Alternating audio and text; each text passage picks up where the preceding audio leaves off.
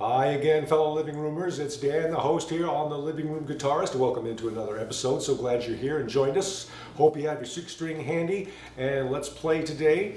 I have just a very simple tune to present, the very beginning of something. You know how it works here. I would love to have you as a guest on the show anytime. Remember, it's not about me. It's about all of us, the community of amateur guitar players who just like to hang out and play for love of creation and making music, and just interested in doing this more as, you know, even a recreational activity. Maybe some of you get gigs once in a while. That's wonderful. We all cheer for you if you let us know if you're playing somewhere or if you are producing music on your own. That's great. But for the most part, you know, we're not looking for stardom. We have regular day jobs, regular lives. Maybe you've got kids, you're running a home, whatever. You get busy. But this is just kind of a nice, safe space where you just take your me time and play your guitar and make music. It's good stress relief, I'll tell you.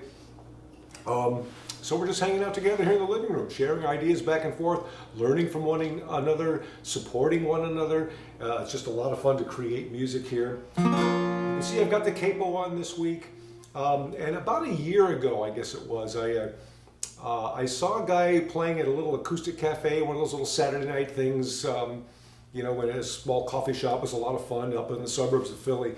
And it was the strangest thing. He had not one, but two capos on his guitar. He had one up here that was like covering a couple of bottom strings, it looked like. And then another one down here somewhere who was covering some of the higher, the lower strings, the bass notes. And I thought, I'd never seen someone use two capos before. I wonder what was that all about? And I didn't think to go and ask him after the show. I just went home and I thought, well, I wonder what he was doing. I'll try it. So I put some capos in some random places, high and low, up and down the neck, and I just created nothing but disaster. But I figured maybe I'd just stick with one here with some experimenting. And it's fun because a capo just changes the dynamics of the fretboard, and you can, again, try things that you wouldn't normally try and just kind of create. So I came up with this little thing here, just again, the beginning of something. See what you can do with some of these sounds, take them into your living room, make them your own. Expand, create, enjoy. So just see what happens. So we're down here, capo's on the 6th fret, and I'm just going to start with an E minor chord, you know, basically shape down here.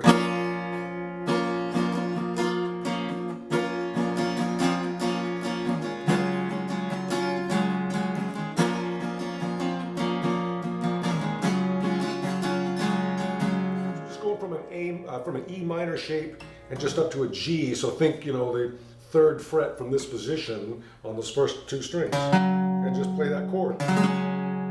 So from E minor to a different version of a G.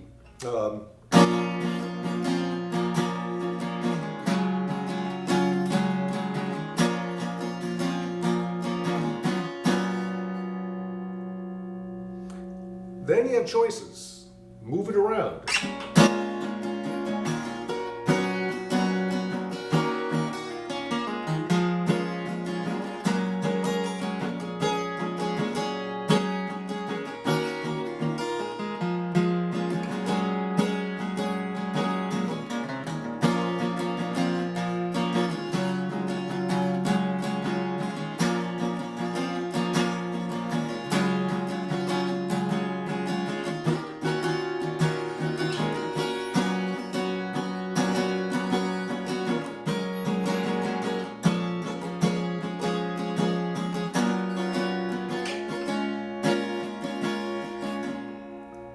So again, I'm just kind of experimenting, but that's what it's all about. You know, you just kind of find your way up and down the neck, and you find what combinations work.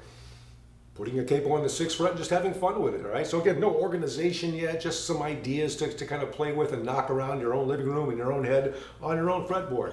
But everything plays off this just this E minor shape. So the 2nd and 3rd string down on that, you know, quote unquote 2nd fret.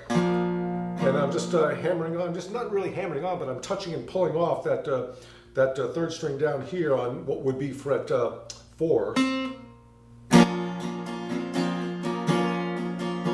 then come to that G. And then now the 3rd string down on what would be fret 5 from this position. So just hammering on, just not even hammering, just pulling off.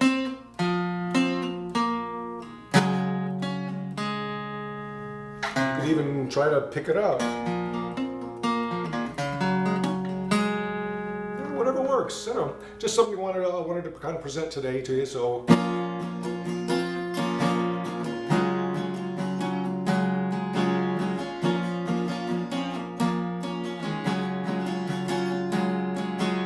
Come back to like an A minor 7 shape here, and I'm just pulling off here that second string up on the first fret, and then pulling off that third string down on the second fret, just as I kind of arpeggiate upward, and maybe come to that second string on the second fret,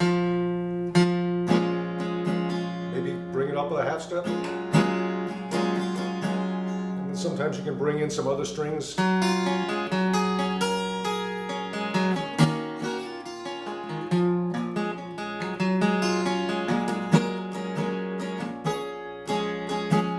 now I'm just kind of playing with that third fret, second string down, and fifth fret, second string up. And then move it back, second fret here, and third fret here. To an A7 or A minor 7 shape. Lots of choices, lots of possibilities. I'm just kind of throwing out stuff that you might want to just experiment with and explore your own fretboard with the capo in this position.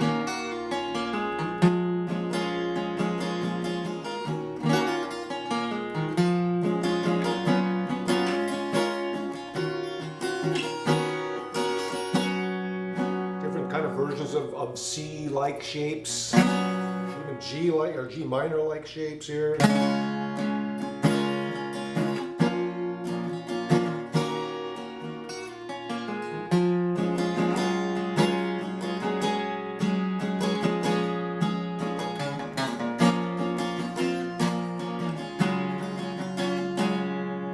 Just something about that little rhythm, that kind of interesting to try. So just throwing it out there here in the living room.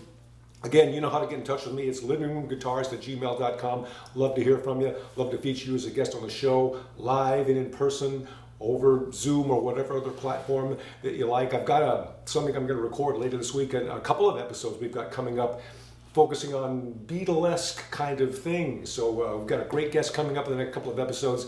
Really looking forward to that conversation and creating some music like that, and having probably just geeking out over the Beatles too. So that's always fun to do. So we'll see you on the next episode here of the Living Room Guitarist. Thanks for joining us.